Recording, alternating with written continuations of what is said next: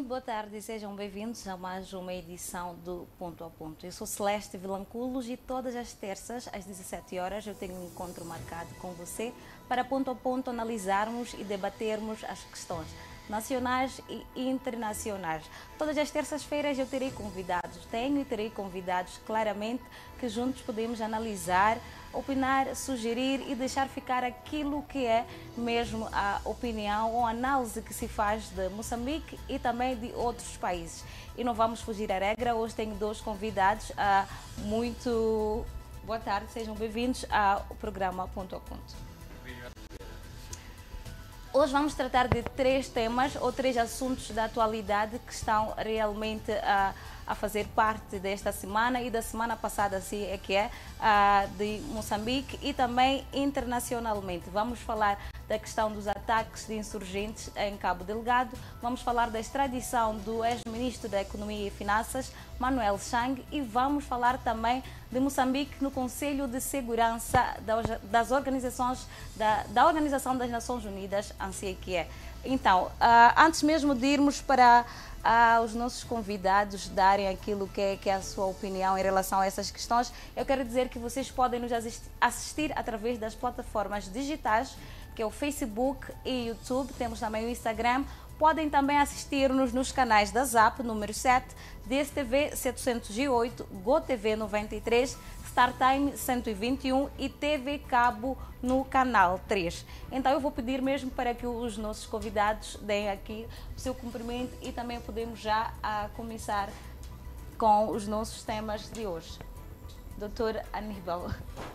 Boa tarde mais uma vez, Celeste. Boa tarde a toda a redação da Mega TV e também a quem nos vê de casa por diversas plataformas. E ainda a televisão digital está na moda. Muito obrigada, doutor Aníbal, ele que é analista político e também acadêmico. Mas temos também o doutor Mauro Macuacua, ele que também vai deixar ficar aqui seus cumprimentos. Sou Mário Macuacua. Sim. Boa tarde a todos, boa tarde Moçambique e ao mundo. Estamos aqui para mais uma análise, mais uma edição com a Vilanculos. Com certeza vamos tratar todos os pontos que ela aqui levantou e acredito que estejamos em condições de levar a cabo o nosso trabalho de hoje. Obrigado. Muito bem, muito obrigado, doutor Aníbal, e muito obrigado, doutor Mário. Então, nós vamos já falar daquilo que é nosso tema para hoje, que são os nossos temas. Teremos três temas que vamos dividir em partes e na segunda parte nós vamos poder abrir as nossas linhas para o telespectador também poder deixar ficar aqui e tecer os seus comentários mediante as questões que vamos tratar hoje. Então, doutor Aníbal, indo já para aquilo que são os ataques em Cabo Delgado, ou são os recentes ataques de Cabo Delgado, o que se pode dizer ou o que se pode esperar destes novos ataques? Bem, há que primeiro contextualizar a guerra de Cabo Delgado, que já está a entrar em outras fases um pouco confusas daquilo que o governo naturalmente havia projetado. Quando nós temos o governo é que a força da SADC-SAMI estava ali com um prazo de 2 meses que foi prorrogado. E temos Ruanda também que tinha um timing tangencial, mas também por essas convulsões de bolsas de instabilidade, provavelmente isso esteja já a complicar a equação do executivo.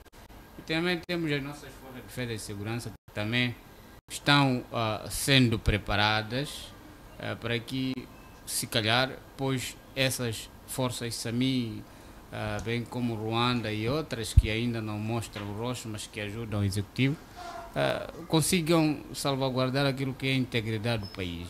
Quando nós falamos de integridade do país, é que são as forças de defesa e segurança que garantem o território de quaisquer países. Então as nossas têm essa responsabilidade, têm essa missão. Agora, por que estão a sair da equação, como fazia a pergunta? É que, primeiro, nós temos que perceber que o terrorismo não tem datas de início, aliás, tem de início, mas não tem fim. Há países que já estão há 10, 15 anos a lutar contra o terrorismo.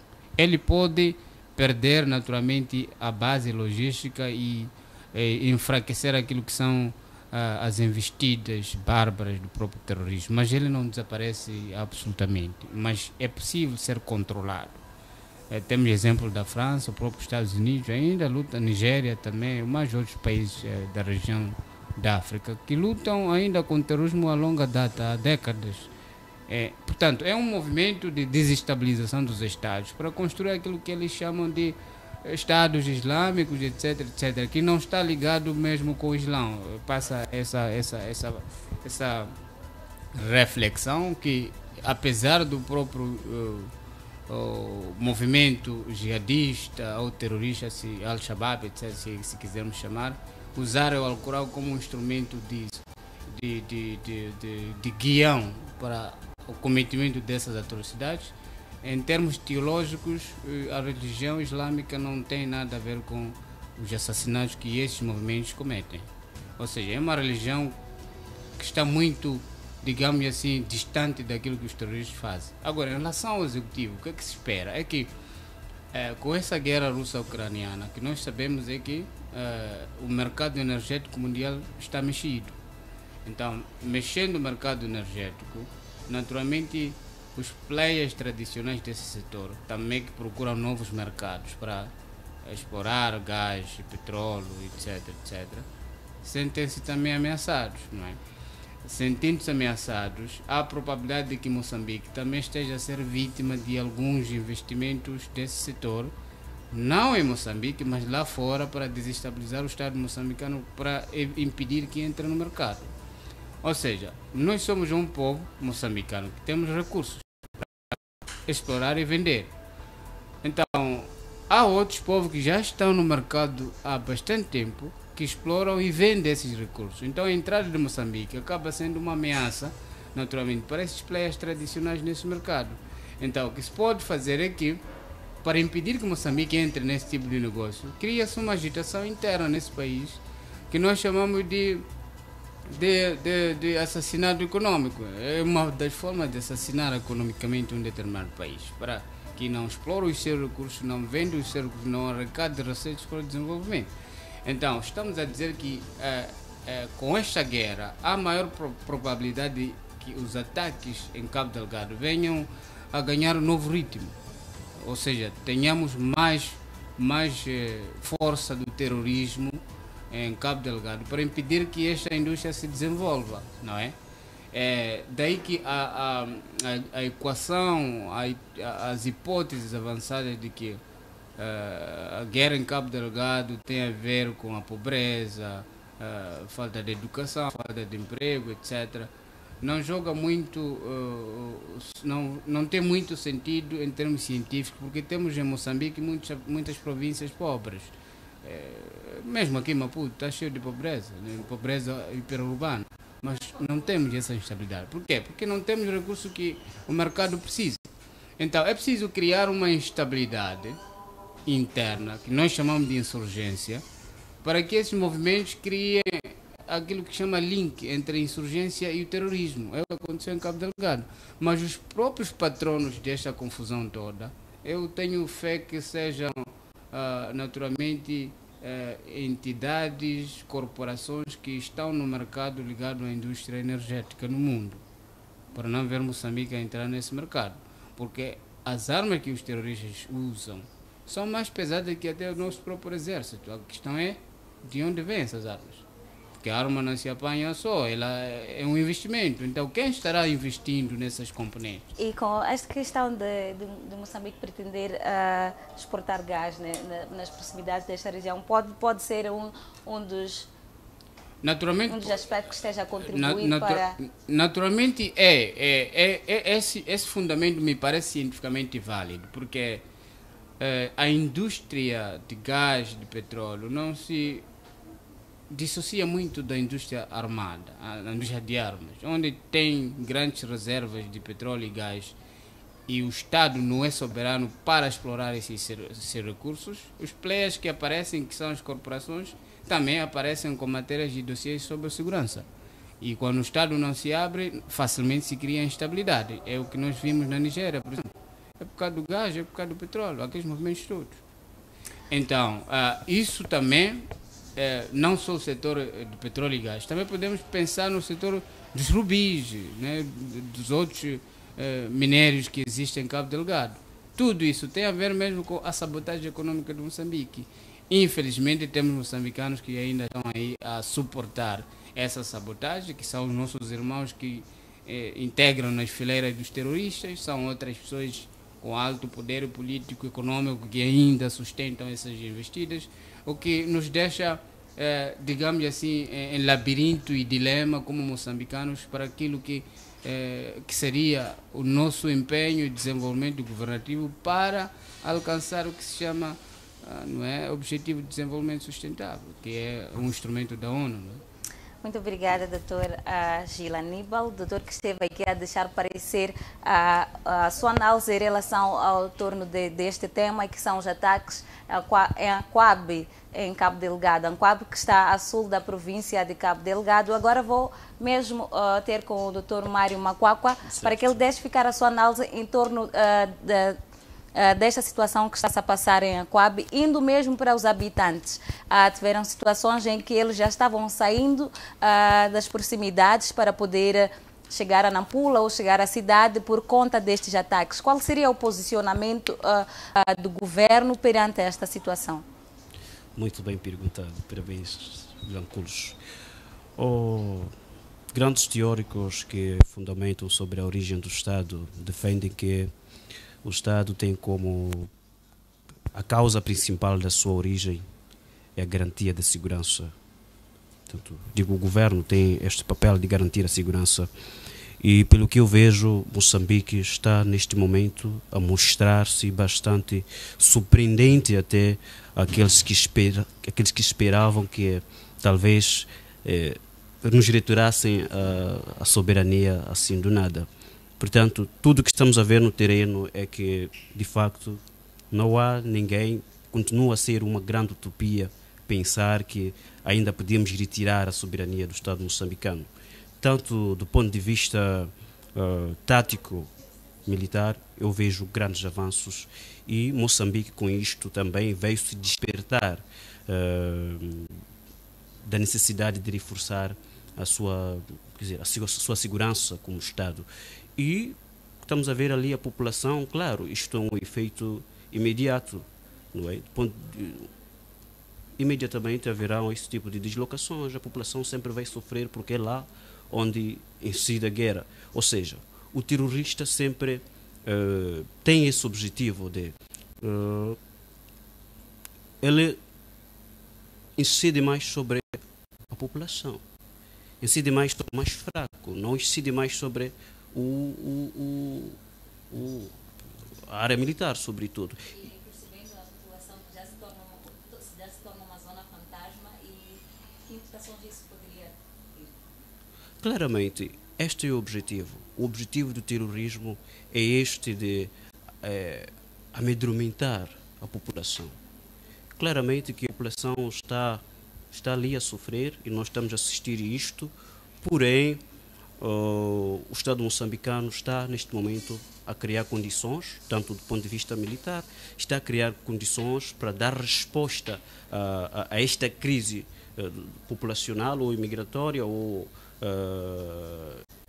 Portanto, estamos a ver ali todo um esforço que visa resolver a situação e é isto que eu mais exalto. Portanto, eu quero aproveitar aqui convidar a todos a apoiarmos o nosso governo por forma de dar resposta a este grande problema. E claro, é um problema que muitas nações não conseguiram responder até agora, como citava o doutor, porém, olhando para os avanços que Moçambique, a SADC e todas as forças envolvidas a combater no campo, eu penso que Moçambique poderá muito a médio prazo ou a curto prazo resolver este problema. Muito obrigada, doutor Mário. E já agora, doutor, sabe-se que nas proximidades da região de Anquabe ou Tutupi, proximidades de Miguel também, tem megaprojetos que estão sendo erguidos pelo governo moçambicano, e que consequências isso poderiam trazer? Olha, é o seguinte, conforme dizia o meu colega de painel, Naturalmente não se desenvolve grandes projetos onde há instabilidade militar, não é? Só para deixar claro sobre a indústria de petróleo e gás, é que pretende-se construir infraestrutura de liquefação, que é transformar o gás em líquido, não é? Que sai do mar para onshore, ali em terra, vai se transformar depois dali vendido para o estrangeiro. Então, esse tipo de projeto não se desenvolve, não se constrói essa infraestrutura onde há instabilidade. Num contexto em que a indústria militar está muito bem desenvolvida, usa drones para controle, vigilância, usa roquetes, usa bazucas, usa armamentos de longo alcance. Então, quando nós dissemos que o perímetro de segurança de Afungi é nesse sentido, onde diz que vão lá desenvolver projetos, chama-se Afungi, está assegurado pelas forças moçambicanas, ruandesas e SAMI. Há que salvaguardar que tipo de segurança é essa que possa naturalmente garantir a tal segurança necessária para a continuidade do desenvolvimento desses projetos. Por exemplo, eu estava lendo um dos jornais, diz respeito que os terroristas estão nas proximidades de um projeto de construção de energia solar, energia de instalação de painéis para a produção de energia elétrica, não é? Energia solar, é assim como nós chamamos. Para que serve esta energia? Naturalmente visa garantir a sustentabilidade energética do projeto de gás. E veja que enquanto cria-se instabilidade em Palma, Kisanga, Metuji, Anquabe, etc. É todo esse raio, esse corredor, onde naturalmente estão os megaprojetos, incluindo a outra parte que tem as minas de rubis, etc, etc. Então, estamos aqui a tentar enquadrar este assunto terrorista como meramente um investimento de certas corporações para impedir que Moçambique desenvolva os seus projetos meramente econômicos. Então, essa é que é a consequência, paralisar os projetos para que Moçambique não desenvolva. Então, Moçambique tem que investir na componente técnico-militar para impedir que isso aconteça. Olha, não lhe dando, como país, não dando vitórias aos terroristas. Dando vitória aos terroristas significa não conseguir a segurança que é necessária para a continuidade desses projetos. Isso é o que significa. Daí que o governo está sendo pressionado pela população, a sociedade civil, o próprio governo, não é? A envidar esforços para mobilizar mais fundos e parcerias para este setor meramente sensível. Então, o que temos a dizer é que a situação pode estar controlada se continuarmos nesta via de não dar tréguas aos terroristas. Essa é que é a mensagem.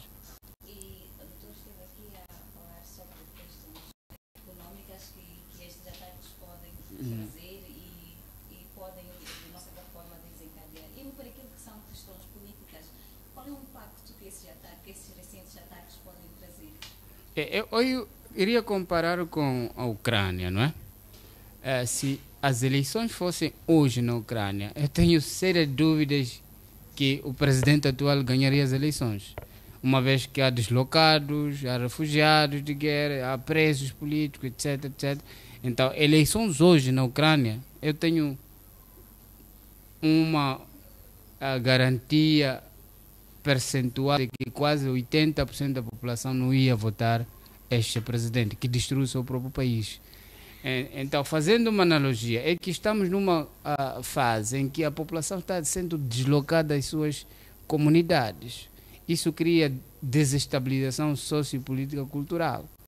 Porque enquanto a população desloca-se e não conseguimos reassentar em sítios, digamos assim, seguros e dar toda aquela assistência humanitária via governo, então as organizações da sociedade civil, bem como os partidos da oposição, podem capitalizar esta fragilidade do executivo para promoções eleitorais, para questões políticas. Então, as consequências é que torna-se frágil o governo do dia quando não atende perfeitamente essas matérias que tocam com a comunidade, a sociedade.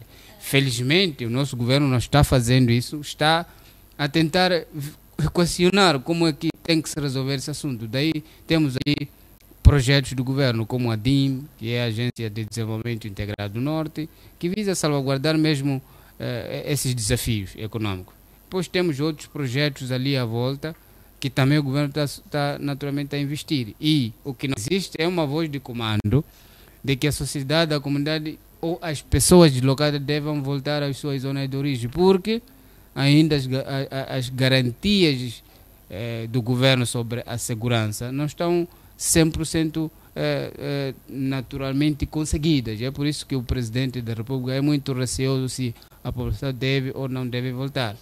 Apesar mesmo de haver sinais ao nível do governo provincial de que a população tem que voltar, etc.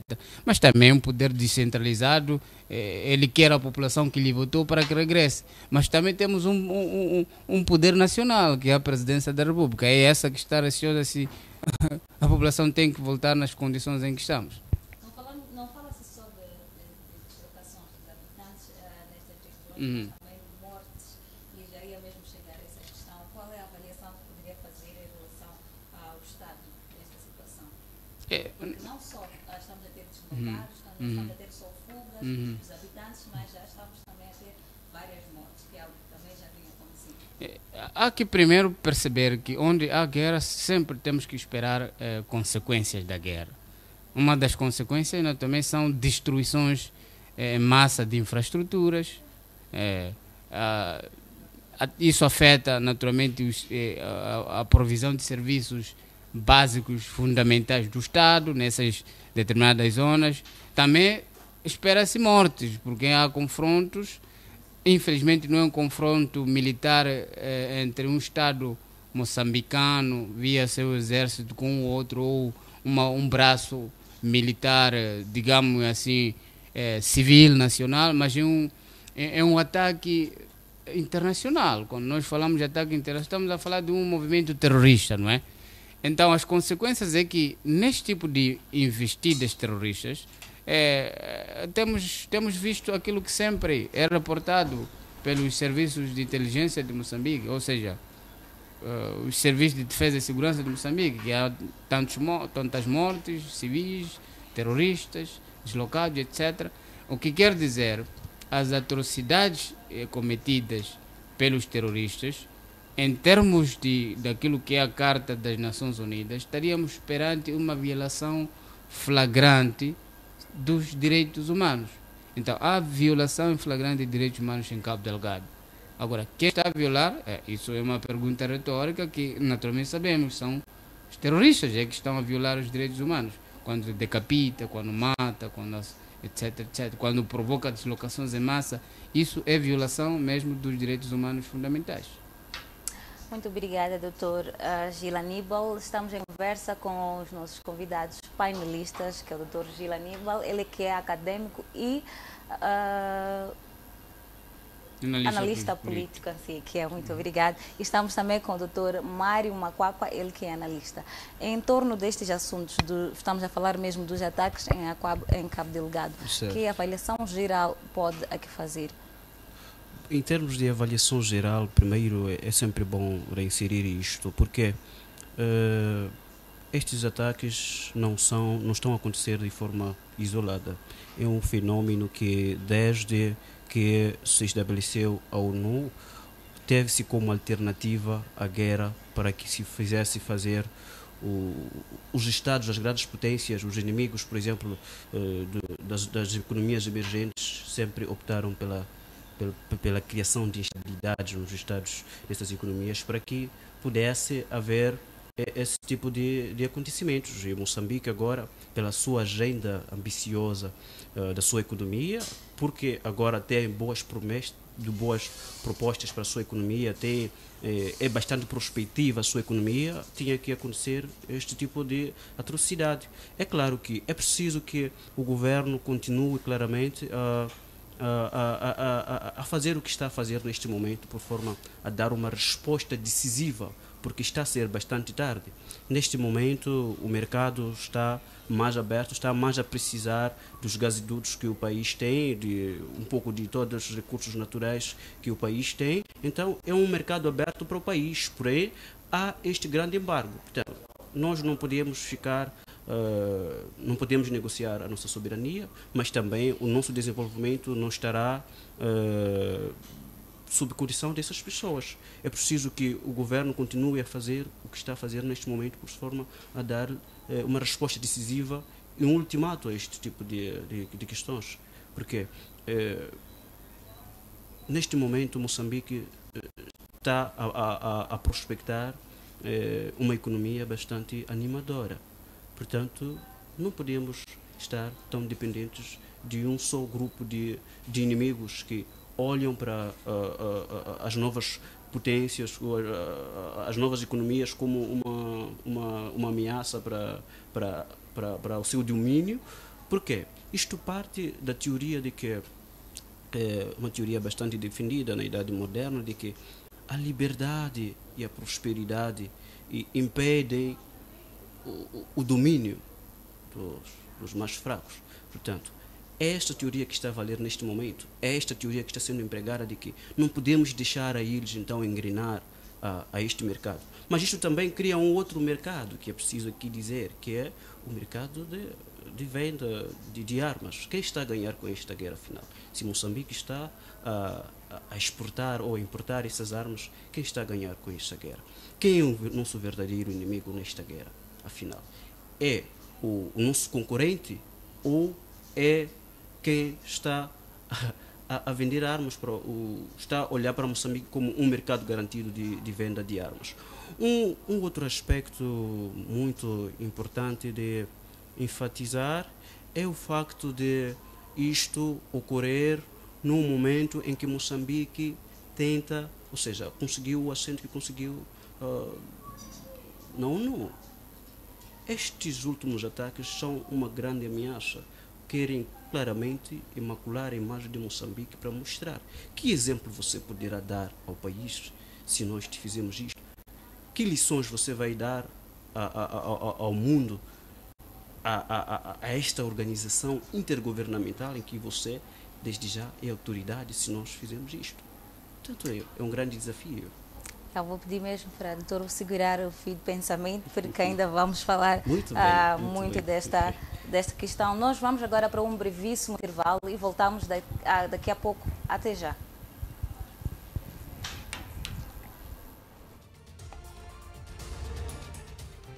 Mega TV. Voltamos já. Casa do Extintor Limitada é uma empresa moçambicana vocacionada na venda, manutenção e prestação de serviços de sistemas contra incêndios. Vendemos extintores, placas de sinalização, sprinklers, material da EPI. Realizamos obras de sistemas de detecção de incêndio, sistemas de supressão, formação e certificação. Casa do Extintor Limitada. A sua segurança não tem preço. Cobrador, peço um toque na loja Zap. Uau! Sim, a Zap está com uma super promoção. A Zap Box HD está agora a 1.450 meticais. Bom preço esse. Ainda levas uma mensalidade de pacote mini mais mahala. Mahala! Mais de 60 canais com conteúdos para toda a família. Melhores novelas, melhores do desporto nacional e internacional, desenhos animados, filmes e muito mais. Tudo isso? Sim, mamã. Cobrador, eu também quero um toque na Zap. Aproveite já a redução de preço mais oferta de uma mensalidade do pacote Minimais. Vá já a uma loja ou agente Zap ou ligue 95 500. Zap, a minha TV. A Fleetrack Moçambique é uma empresa de segurança eletrónica com foco no rastreamento de viaturas através do sistema GPS. Aproveite a super promoção de 6.860 meticais mais taxa de instalação por ano para viaturas ligeiras. Estamos em Maputo, Matola, Xaixai, Beira, Tete, Pemba e Nampula. Atendimento pelo 85 28 28 100 ou 85 28 28 400. Fleetrack Moçambique. Rastreamento, seguros, alarmes e extintores. Saiba mais em www.fleetrack.co.mz.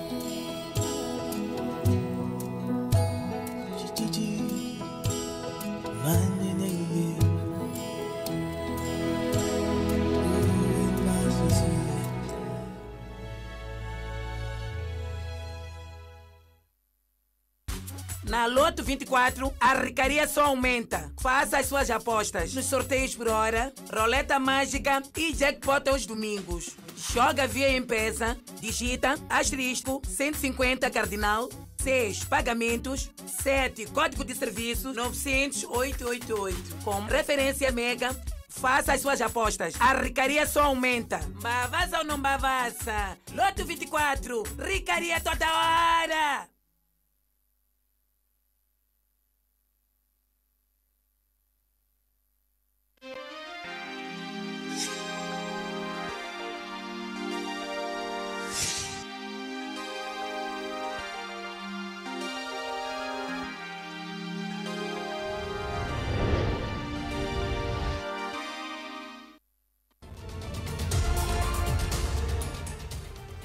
Mega TV. Estamos de volta.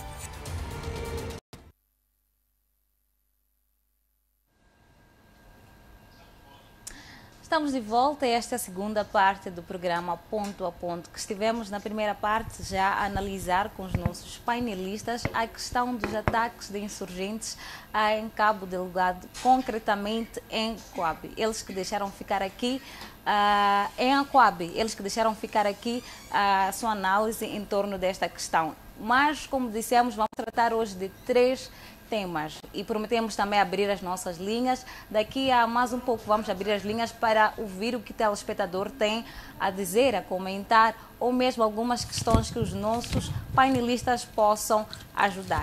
Vamos agora ir para a questão mesmo do nosso segundo tema, que é a extradição do ex-ministro Manuel Chang, ele que é o ex-ministro da Economia e Finanças de Moçambique, isto é, de 2005 a 2015. Posto isso, doutor, nós vamos estar aqui a tratar da perda, vamos assim dizer, da Procuradoria-Geral da República na extradição do ex-ministro da Economia e Finanças, Manuel Chang. O que podemos dizer em torno desta questão? Eu penso que ainda não podemos dizer perda, não é? Microfone. Obrigado. Desculpa aí em casa, que nos veio de casa. Eu dizia, não podemos ainda celebrar que seja uma perda, porque nós sabemos que o Tribunal Constitucional ele foi solicitado pela PGR para que fosse autorizada a recorrer um recurso de um tribunal de baixa instância que decidiu naturalmente que o antigo ministro das Finanças fosse extraditado para os Estados Unidos da América. É esse recurso que a PGR pretendia recorrer, mas ao nível do tribunal em que está, devia pedir uma autorização a um tribunal superior, que é o Tribunal Constitucional. Então, a resposta do Constitucional foi de que não é do interesse da justiça sul-africana. Não quer dizer que não tenha mérito para que Moçambique recorresse. Então, tratando-se em matérias internacionais de extradição de cidadãos, naturalmente decide-se em termos constitucionais da África do Sul pela figura do ministro da Justiça e assuntos correcionais, uma coisa assim como se chama, mas é um Ministério da Justiça. Então, este dossiê, ao entrar no Ministério da Justiça sul-africana, o ministro tem que analisar os impactos políticos e jurídicos sobre a decisão que vai tomar. Os tribunais apenas fazem assessoria técnica, jurídica e entrega a quem decide. Então, é esta decisão que nós temos que aguardar como moçambicanos, do ministro da África do Sul sobre o destino de Manuel Chang, se vai ter que obedecer a componente técnica jurídica do tribunal que extradita Manuel Chang para os Estados Unidos da América, ou vai ter que optar por uma via politicamente falando para ignorar e mandar o Manuel Chang para Moçambique. Independentemente da decisão do Constitucional, a PGR tem uma oportunidade de recorrer da decisão que vai ser tomada pelo Ministro da Justiça. Então, é essa que temos que aguardar. Então, o posicionamento de Moçambique perante esta situação é somente de aguardar? Neste momento, não tem outra via que não seja aguardar pela decisão do Ministro da Justiça. Porque o Ministro da Justiça vai receber o dossiê que diz, segundo os juízes do tribunal, que Manuel Chang é extraditável para os Estados Unidos da América e não para Moçambique. Então, se ele disser sim, vai aos Estados Unidos da América, então a PGR pode recorrer a esta decisão do ministro e não do Poder Judicial, porque naturalmente vai ser uma decisão política. Agora, em relação ao impacto que isso tem para com Moçambique, infelizmente eu noto que há um esforço pelas organizações da sociedade civil, como se chamam, mas não são organizações da sociedade civil, são ONGs, são organizações não governamentais em Moçambique, constituídas por leis moçambicanas, que recebem orçamentos de parceiros diplomáticos, políticos, econômicos e financeiros com Moçambique, que são as embaixadas, etc, etc. Está-se com uma disputa entre a Procuradoria-Geral da República, que persegue interesses do Estado moçambicano, com uma ONG chamada Fórum de Monitoria Orçamental, que foi constituída por leis moçambicanas, que está contra o interesse da PGR, porque é esta que está a travar, que está a fazer a batalha na África do Sul, se Manuel Chang deve vir a Moçambique ou Estados Unidos. Mas no entendimento do Fórum de Monitoria Orçamento é que a justiça moçambicana pode não fazer justiça, então eles acham que só pode ser feita justiça nos Estados Unidos da América. Então, como moçambicanos, nós questionamos quais são as informações que o Fórum tem e garantias que tem sobre o tratamento que Manuel Chang poderá ter nos Estados Unidos da América, tendo em conta que temos um exemplo do Bustani, que foi julgado nos Estados Unidos da América no mesmo processo e foi ilibado. Não cometeu crimes. Não cometeu crimes por quê? Porque as leis lá das corporações lá de fora, existe aquilo que chama trabalho por comissário, comissões. Eles dão comissões, que é uma espécie de gratificação a um bom resultado de um projeto. Eles pagam, e isso não é crime. Infelizmente, em Moçambique, nós criminalizamos comissões. É por isso que quando as pessoas recebem comissões por uma gratificação, são conotadas como corruptas, né? Como pessoas que receberam suborno para alterar a psique analítica, técnica e decidir um processo. Esta é que é a disputa. Por isso, o Bustani nos Estados Unidos da América disse: eu não corrompi o superior do Estado moçambicano. Eu paguei comissões, as comissões são legais noutras paradas internacionais. Daí que este Fórum de Monitoria Orçamento, eu penso que está a fazer um mau serviço para o Estado moçambicano, porque uma vez criada por leis moçambicanas, devia perseguir interesses do Estado moçambicano. Porque veja, todo o financiamento que esses fóruns recebem, essas ONGs recebem via parceiros de cooperação de países como Moçambique, que são naturalmente embaixadores ou embaixadas autorizadas ao seu exercício diplomático em Moçambique, pelo moçambicano, pelo Estado moçambicano. Então, é estranho esta posição, este posicionamento do Fórum de Monitoria Orçamento, que quer Manuel Chang nos Estados Unidos. E é onde eu faço a ligação de que provavelmente este fórum e tantas outras como CDD, etc., estejam a cumprir uma agenda que não é de Moçambique. Então, não cumprindo uma agenda que não é de Moçambique, voltamos já com o assunto das dívidas ocultas, das corporações, dos assassinos econômicos. Quando nós damos esses conceitos aqui, Moçambique, como um país rico que tem tudo para dar certo, há outros países que não querem que Moçambique seja um país próspero e desenvolvido economicamente. Então, mandam lá os seus assassinos econômicos, que são até empresas como Previnvest, para fazer um mapeamento de oportunidade de negócio e de projetos que aparentemente parecem bons para o Estado, mas com uma visão: sabotar a economia desse país. Então, como é que funciona esse circuito de assassinos econômicos? Elabora-se projeto, envia-se para um país, o país com uma informação técnica muito assim, digamos assim, deficitária, nós não somos muito expertos em muita coisa, acabamos aprovando projetos que parecem bons, mas não. É o caso do projeto Ematum, Proíndicos, MAM, que aparentemente era para se materializar o projeto SIMP, que é o Sistema de Segurança, de Monitoria e Segurança do Estado. Esse é um bom projeto, mas foi mal concebido ao se integrar num projeto mafioso como a Matum, como o MAM, como o Proíndicos. É aí onde entrou o assassino econômico, via, por exemplo, Privinvest, que é uma corporação. Agora, quem está na Privinvest como acionista? Há de ver que são países que produzem gás, são países que produzem petróleo, que injetam dinheiro na Privinvest para construir barcos que não funcionam para um país de Moçambique. E o que nós vamos ter? Vamos ter uma Privinvest que também vai negociar dinheiros em bancos, a VTP, a Credit Suisse, são todos da corporação. E corporatocracia, tudo. E são pessoas que têm dinheiro para inviabilizar até o funcionamento de um governo. Então, este foi um esquema que foi criado para sabotar a economia de Moçambique, só que não percebemos como moçambicanos.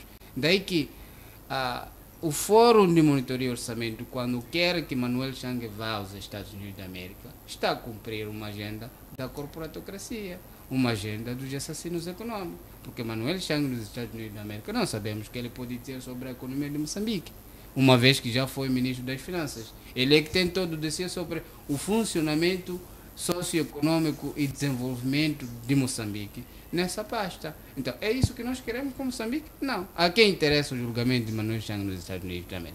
Não é Moçambique. São as corporações.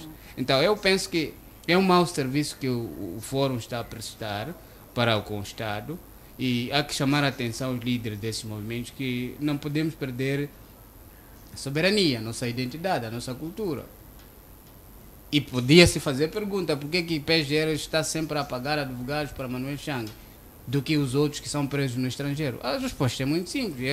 É um servidor superior do Estado, tem informação do Estado de Moçambique, tem soberania, informação sobre a soberania econômica e financeira de Moçambique.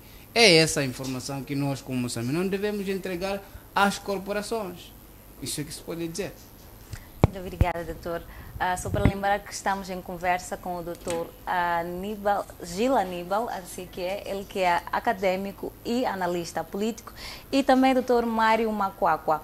Estamos agora a falar da questão da extradição do ex-ministro das Finanças, Manuel Chang, ele que está há quase 3 anos e meio detido, sob acusação de receber milhões de dólares por reembolso das dívidas ocultas, assim que é, por suborno, dizia, das dívidas ocultas. Então vou pedir já para o doutor Mário fazer uma avaliação, ou que análise faz em relação a esta questão. Muito bem. O que eu quero chamar a atenção, ou espero que esteja a acontecer, é que esta tardança em África do Sul dar uma resposta ou uma decisão última sobre a extradição ou não significa que a África do Sul esteja a fazer um estudo sereno sobre o nível de impacto que isto pode vir a ter, tendo em conta o contexto em que nós estamos. Nós estamos num mundo em que há ratoeiras de uma economia para outra. Portanto, como nós podemos ver, no momento em que a SADC está desafiada, por exemplo, a garantir a paz na região, Moçambique está na situação em que está. Eu acho que não sai muito bem na fotografia que a África do Sul tome uma decisão dessas, tendo em conta também a figura do próprio Manuel Chang, o significado. O que é que significa extraditar o ministro de um país irmão, amigo, a quem temos que partilhamos um pouco de tudo, seja do ponto de vista cultural, seja do ponto de vista econômico, temos relações bastante desenvolvidas com a África do Sul. Portanto, isto para mim tem um outro significado. Esta pode ser uma grande arma que alguém pode estar a usar para desestabilizar a própria SADC, porque eu acho que não vai sair muito bem a África do Sul e Moçambique, a África do Sul tendo extraditado o ministro de finanças de uma economia para um país como os Estados Unidos. Nós conhecemos muito bem a história dos julgamentos que têm ocorrido nos Estados Unidos. Eu até duvido muito da autoridade desta nação em termos de justiça, como eles sempre procuram transmitir, sejam em filmes, sejam em qualquer tipo de imagem que eles procuram dar, de que eles é que são os detentores da justiça. Porém, é lá onde nós assistimos a desigualdade baseada na cor. Será que Manuel Chang, por ser negro, será muito bem julgado, como nós assistimos os próprios cidadãos afro-americanos nos Estados Unidos vivem um contexto de discriminação racial? E se esta justiça é mesmo justa, por que não atua?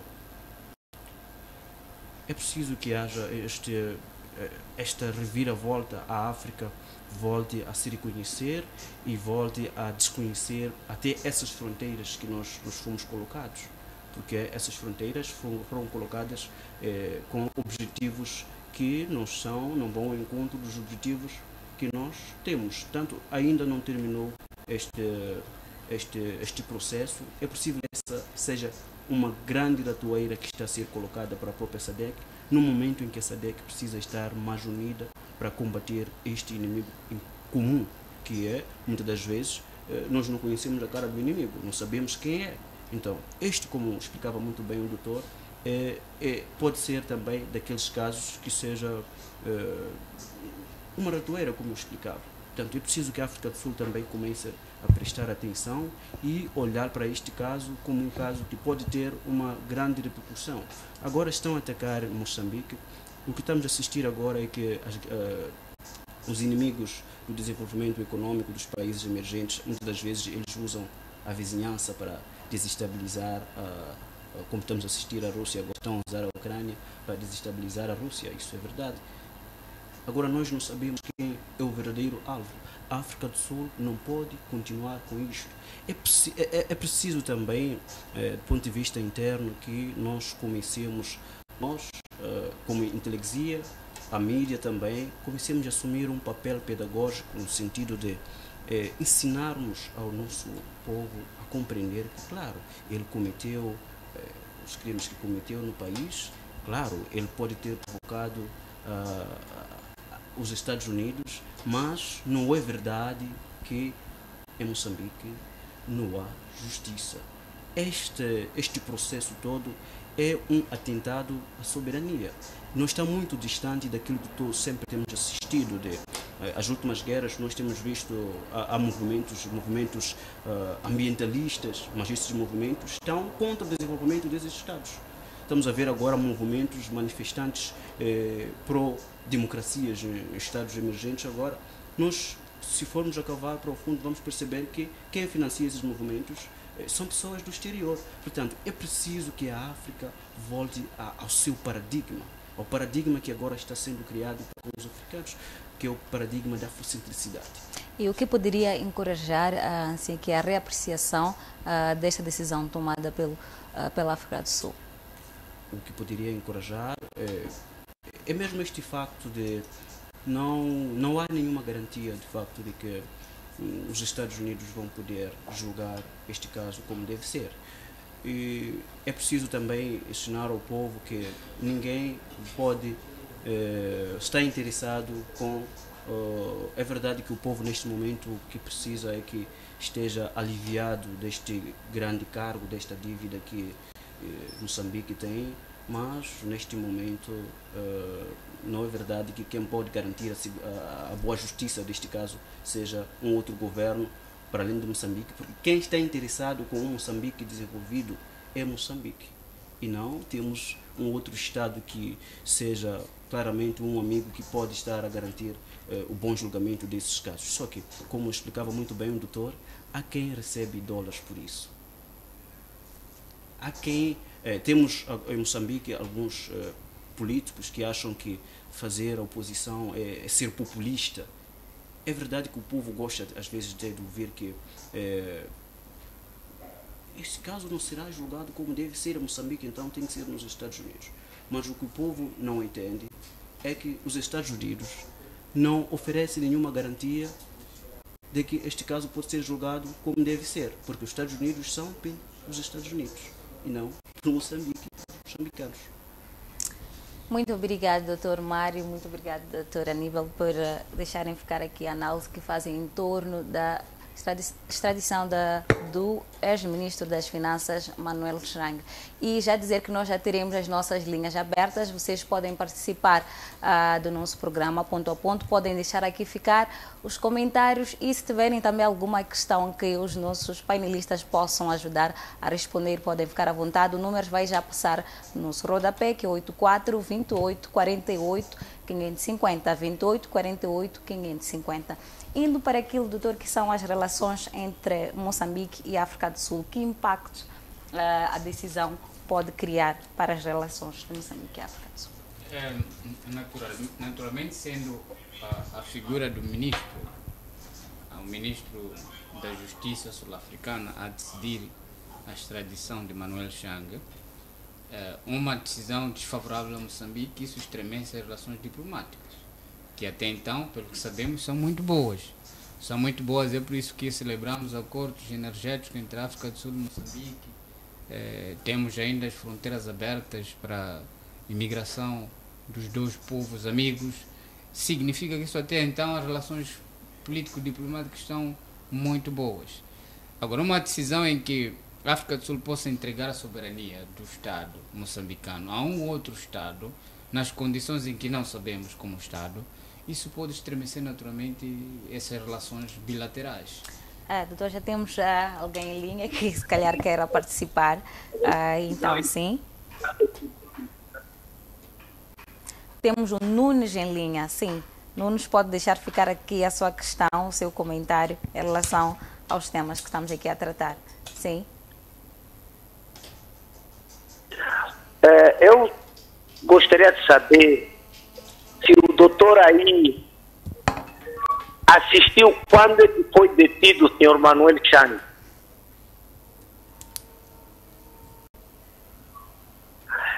Segundo, por que foi detido a mando da África do Sul, não ao governo moçambicano?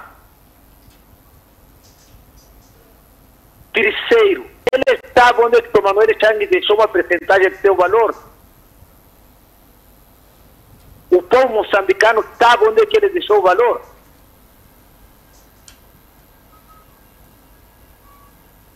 Ele é que está desatualizado. Porque o povo sabe mais que ele. Ele nunca assistiu, nunca ouviu falar da política de Moçambique, parece. E se não me engano, nem é moçambicano.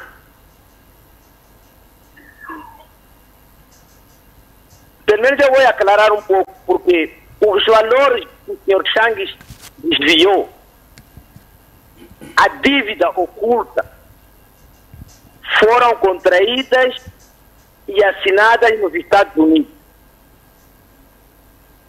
Ele, o Chang, encontrava-se nos Estados Unidos. E os Estados Unidos viu-se na obrigação que Moçambique não tinha reunido mínimas condições de prender o Chang durante anos. Agiu dentro da lei internacional. Assim como os que estão em Moçambique estão a ser julgados com a lei de 1987. Por que nós somos julgados 40 anos de ontem? Muito obrigado. Boa noite. Então, muito obrigada, Nunes. Ele que deixou ficar aqui ser o seu comentário e algumas questões. Eu acredito que, de uma forma geral, o doutor poderia dar uma resposta ao nosso telespectador, que acredito que são algumas questões que ele não deixou ficar claras. Eu penso que há uma confusão de percepção. Ainda, como o doutor dizia, o nosso povo ainda não percebe o que é que está em jogo. Quando se pergunta quando foi detido Manuel Chang, isso já sabemos, foi detido quando ele viajava em trânsito para Dubai, não é? Dubai, nós sabemos que a maior parte de políticos africanos é lá onde eles gostam de passar as suas férias, por razões, se calhar, de desenvolvimento no setor turístico, geoturístico, etc. E nós sabemos disso. Portanto, ele foi detido na África do Sul, acho que em 2018 ou 2019, se a memória não me falha, está lá. Então, por que foi detido na África do Sul? Naturalmente, temos dois aspectos. É que Moçambique não extradita seus cidadãos. Podemos só dar um minutinho que tem mais alguém em linha que vai falar em anonimato, sim. Queria deixar ficar aqui a exercer o seu comentário ou alguma questão que queira saber sobre a questão da extradição do ex-ministro das Finanças, Manuel Chang.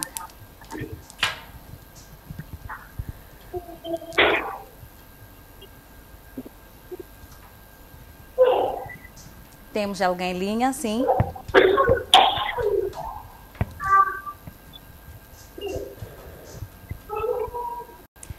Se calhar estejamos com algum problema, então vou voltar a palavra para o Dr. Gil. Dizia, o Estado moçambicano, em termos constitucionais, não extradita os seus cidadãos.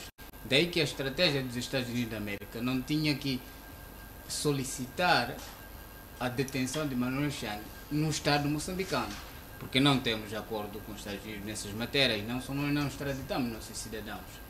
E outro aspecto é que a África do Sul é que tem o acordo de extradição com os Estados Unidos da América. Daí que havia essa solicitação dos Estados Unidos de deter Manuel Chang em trânsito. Daí, por isso aconteceu. Agora, quando se fala da questão onde está o dinheiro que Manuel Chang desviou do Estado, às vezes é pouco confuso esse tipo de pergunta. É pouco confusa esse tipo de pergunta, porque a resposta é que o Estado moçambicano não investiu nesse processo com o orçamento do Estado como tal, na primeira fase. O que nós fizemos como Estado moçambicano, pelo que sabemos, é que emitimos a VAS, que é uma espécie de uma credencial, uma carta de que se algo falhar neste negócio, o Estado vai entrar com dinheiro. É um papel, é um documento. É esse que Manuel Chang assinou e entregou às empresas que foram negociar valores na banca internacional, como Credit Suisse, VTP, etc. Então, como é que o dinheiro chega nas mãos de Manuel Chang, como se alenca? É que, a partir do momento em que essas empresas, Matum, Proíndicos, Manso, foram autorizadas a buscar dinheiro no estrangeiro, nesses bancos, o dinheiro, em vez de entrar na conta bancária das empresas, foi diretamente a uma corporação, que é a Privinvest. Aqui já voltamos àquele cenário que eu explicava de assassinos econômicos. Porque quando a Celeste vai ao banco solicitar um empréstimo, reúne todos os requisitos, o banco aceita. Dias seguintes, o dinheiro é canalizado na sua conta, porque a senhora Celeste é que solicitou o empréstimo. O que devia ser na condição dessas três empresas. O que não aconteceu. Daí o dinheiro saiu da banca internacional para um outro provedor de serviços e bens em Emirados Árabes Unidos, que é a Privinvest. Mais então, alguém? É uma engenharia um pouco complicada. Mais alguém em linha, por favor, sim, vai falar em anonimato. Está sim, boa tarde. Sim, boa tarde. O que está acontecendo é o seguinte. Nesta questão, o que está em causa, está a mover? Desculpa, gostaria que repetisse, por favor. Sim, o que está em causa aqui é um valor acima de 2 bilhões de meticais. A justiça moçambicana, apesar do julgamento que foi levado a cabo na crise da justiça, ainda continuam as dúvidas para as populações, para o povo moçambicano, onde foram os 2 bilhões. O julgamento ainda não esclareceu essas coisas. É por isso que, hoje em dia, as pessoas acreditam que o Manuel Chang vindo para os Estados Unidos pode existir uma resposta a essa pergunta que ainda a justiça moçambicana não respondeu. Esse é um desespero que a própria sociedade moçambicana está numa situação de... A própria justiça moçambicana está a descredibilizar por aquilo que está a fazer, não está a dar resposta daquilo que são as questões que colocam sobre essas dívidas não declaradas. São 2 bilhões. Eu pergunto aos seus convidados aí se eles têm a resposta de onde foram os 2 bilhões. Nós sabemos que o custo dos poucos materiais, dos equipamentos, dos barcos que estão ali, sabemos quais são os custos reais. Mas há uma sobrefaturação, daquilo que nós sabemos. Essas diferenças a mais, quem é que ligou? Essa é a pergunta. E o julgamento que terminou não trouxe a discussão dessa questão. Então, voltar ainda para Moçambique, vamos passar pela mesma situação que passou aqui. As pessoas acreditam que passando ele para um ou outro país, podemos encontrar uma resposta. Podem surgir nomes aqui concretos. Fulano, mais fulano, mais fulano. Acredito que o tempo que ele ficou na África do Sul já sofreu demais. Dificilmente há de aparecer lá com carta ainda a proteger alguém. Quem está sofrendo neste momento é o Manuel Chang. Mas ninguém. Que ele sabe que está sofrendo com o dinheiro que está nas mãos das outras pessoas. Acredito que ele não vai proteger imagem de ninguém. E é isso que o povo quer. Muito obrigado. Muito obrigada. Eu acredito que os nossos telespectadores, doutores, estão muito preocupados com a questão dos valores, que não estão a ter uma resposta. Mas eu penso que a resposta já existe. Mesmo se formos a revisitar o relatório da Kroll, está lá uma das perguntas que os auditores fazem. Where is the money? Eles perguntaram onde está o dinheiro. Significa até os próprios auditores tiveram problemas muito graves de saber onde está o dinheiro. Por quê? Porque o dinheiro não entrou em Moçambique, entrou na Privinvest, que é lá na Ásia, não é? Então o dinheiro foi para a Ásia e a Ásia saiu para as contas de certas pessoas. Então, e outra questão um pouco errada que os moçambicanos não percebem nessa questão de dívidas ocultas, é que a dívida que Moçambique deve naturalmente a esse processo não é de 2 mil milhões, como se diz, é muito abaixo disso, porque o dinheiro que nós como Moçambique temos que exigir a essas corporações é aquele que saiu do orçamento do Estado, foi pagando as dívidas das empresas que não conseguiam pagar lá aos bancos. Esse aqui é o dinheiro do Estado moçambicano que saiu do orçamento do Estado. Agora, aquele que foi negociado lá nas praças internacionais, depois foi a Privinvest, aquele não é um dinheiro moçambicano, é dinheiro do banco para a empresa, depois isso desapareceu lá. Então, eu penso que lá em casa os nossos telespectadores têm que perceber quanto é que é o dinheiro de Moçambique e qual é o total dessa dívida. Eu acredito que o doutor Mário também tem algo aqui a deixar ficar, mas vamos a um brevíssimo intervalo. Nós voltamos já, não saia daí. Até já.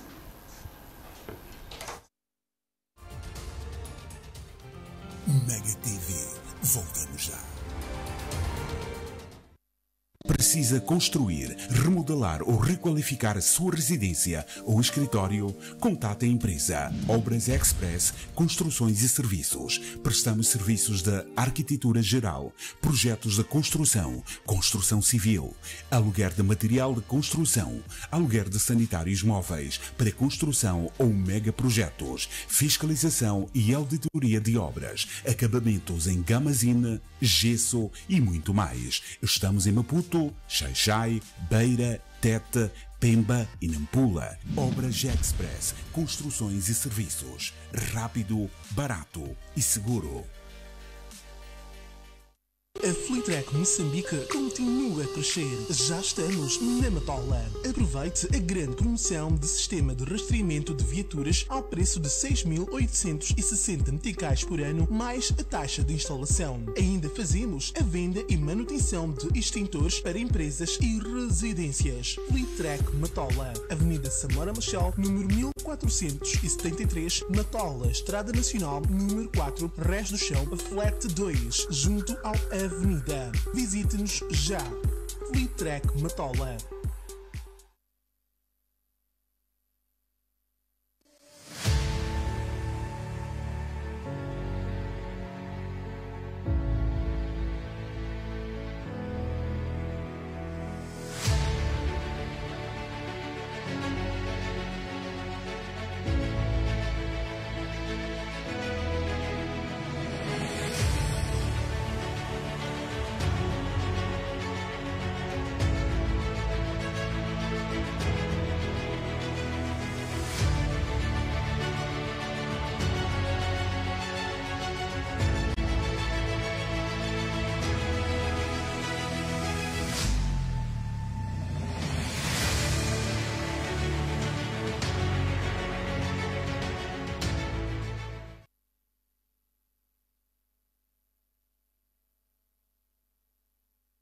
A Flitrack Moçambique é uma empresa de segurança eletrónica com foco no rastreamento de viaturas através do sistema GPS. Aproveite a super promoção de 6.860 meticais mais taxa de instalação por ano para viaturas ligeiras. Estamos em Maputo, Matola, Xaixai, Beira, Tete, Pemba e Nampula. Atendimento pelo 85 28 28 100 ou 85 28 28 400. Flitrack Moçambique. Rastreamento, seguros, alarmes e extintores. Saiba mais em www.flitrack.co.mz.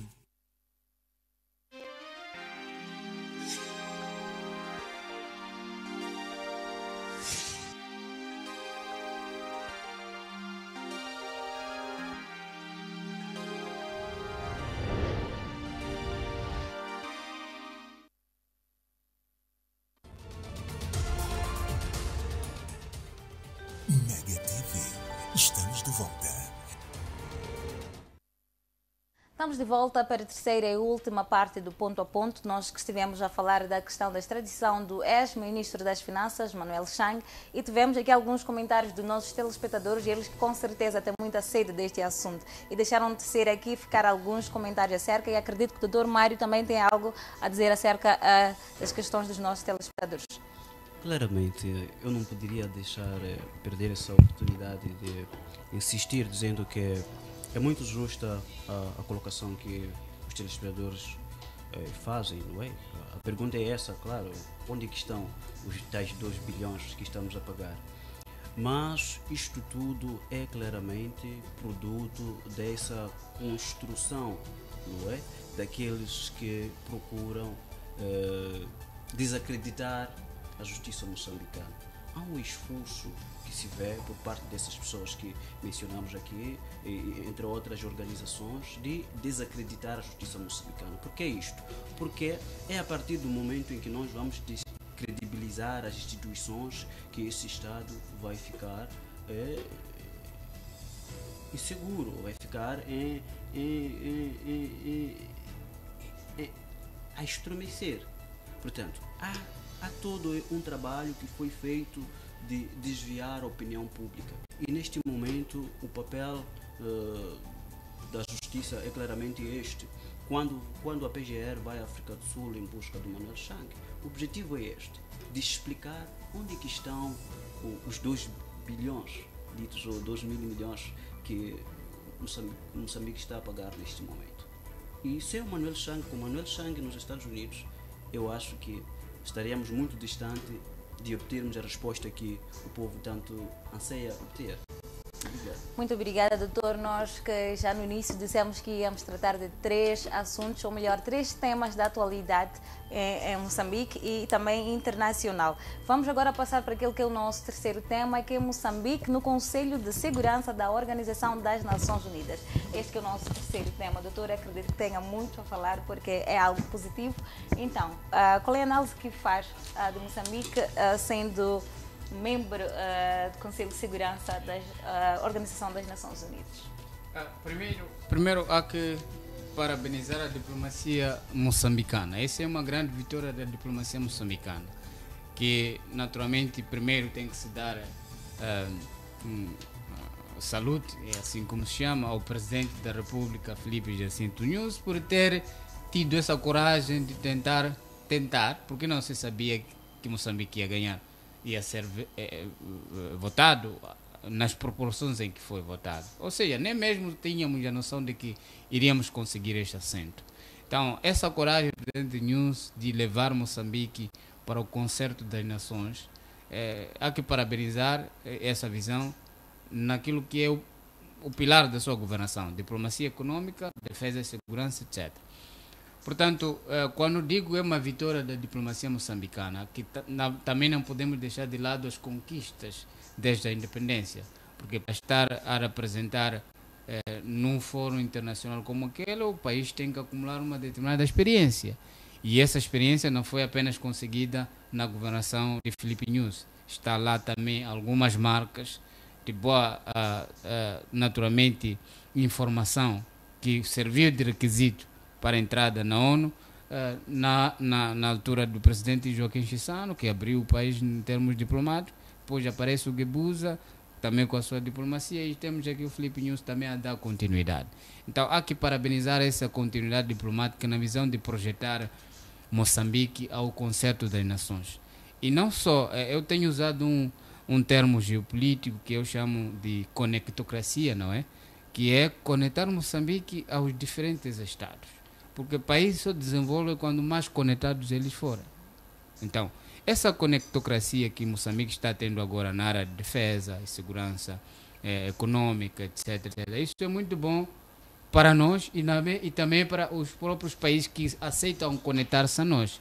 Porque em diplomacia nós sabemos que não há favor, já há interesses. Nós temos interesse de entrar no mercado e vender aquilo que nós temos, que são recursos, etc., etc. E esses outros países também têm interesse para conosco porque encontram a nós como uma oportunidade de investir naquilo que são capitais. Portanto, estamos de parabéns como país e também esta abre uma oportunidade de olharmos Moçambique no futuro como um concorrente com credibilidade noutros fóruns dentro da ONU e outros também semelhantemente a estes. Por exemplo, esta Assembleia, aliás, a ONU tem mais ou menos 5 órgãos em que gera a própria Assembleia. Primeiro, ou seja, que gera a própria ONU como uma organização mundial. Uma delas é a Assembleia Geral, que estão lá todos os 193 países, definitivamente. Mas um está em problemas, por isso não teve... acabamos ficando com 192 países. É uma Assembleia Geral. Depois aparece o Conselho de Segurança das Nações. Depois temos o Conselho Econômico Social. Depois temos aquilo que chama Conselho de Tutela, não é? Depois temos o secretariado da própria Assembleia, que é a própria ONU. Então são 5, mais ou menos, órgãos importantes ali. O mais importante desses 5 é mesmo o Conselho de Segurança. Por quê? Porque é este Conselho responsável para ditar regras de funcionamento, estabilidade e paz no mundo. E ainda também é um dos órgãos que decide sobre que país deve ou não deve receber sanções econômicas, políticas, segurança, etc. E também é um dos responsáveis para envio de aqueles em Moçambique nós na altura da guerra civil chamávamos de capacete de azuis, né? Que são os soldados da paz. Aquilo é da ONU. É este órgão que decide aquelas matérias todas. Agora, por que Moçambique na ONU? Primeiro, há pessimistas que dizem não merecia estar lá porque o país está instável. Sim, merecia estar lá na ONU porque tem que partilhar a sua experiência nessas matérias de instabilidade, gestão de conflitos internamente, etc, etc. Portanto, é uma conquista muito de parabéns para todos nós e pelos votos que nós recebemos. É uma grande vitória. Muito obrigada, doutor. Vou ter mesmo que passar a palavra já para o doutor Mário, que já está mesmo a caminhar para o final. Está no Conselho de Segurança. Pode Moçambique considerar-se um fator ou um ator preponderante a nível continental e regional? Claramente. Primeiro é preciso compreendermos que o surgimento desta organização intergovernamental tem historicamente como objetivo, ou seja, a ONU em si, ela surge num contexto de busca de paz e segurança mundial. Portanto, este é o órgão mais importante que Moçambique hoje vai ocupar. Das 5 vagas lá disponíveis, Moçambique vai passar a ocupar um cargo. Portanto, o que isto representa? Isto representa para a região um grau de autoridade em matérias de paz. Significa Moçambique é autoridade em matéria de paz, pode decidir sobre o futuro da região, o futuro do país e o futuro do mundo. Portanto, é por isso mesmo que está de parabéns. Moçambique tem grandes lições. Nós temos não só uma moral de paz que nos sustentou até chegar a este nível, temos também um histórico que parte desde a gênese. Nós vemos a figura do Eduardo Mondlane, ele sempre optou pela via pacífica. Nós vemos a figura do presidente Samora, ele também conseguiu estabelecer as relações de boa vizinhança com a África do Sul. Isto também é um grande marco que mostra que Moçambique é um grande precursor em matéria de paz. Nós vemos também qual é o papel do presidente Joaquim Chissano em se aproximar, criar essa aproximação com o presidente da Câmara. O mesmo vimos com o presidente Guebuza, vimos também com o Filipe Jacinto Nunes, que teve até a coragem de se aproximar nas matas para poder conversar de perto, negociar a paz. Portanto, este historial todo nos confere essa autoridade. Eu penso que é merecida. Está de parabéns, Moçambique. Muito obrigada, doutor. Está de parabéns, Moçambique, está de parabéns o nosso Estado por apostar ou por fazer parte do Conselho de Segurança da Organização das Nações Unidas. É desta forma que nós terminamos o nosso programa, com promessas de voltar na próxima edição e continue na restante programação da Mega Televisão e Rádio. Até lá, fique bem.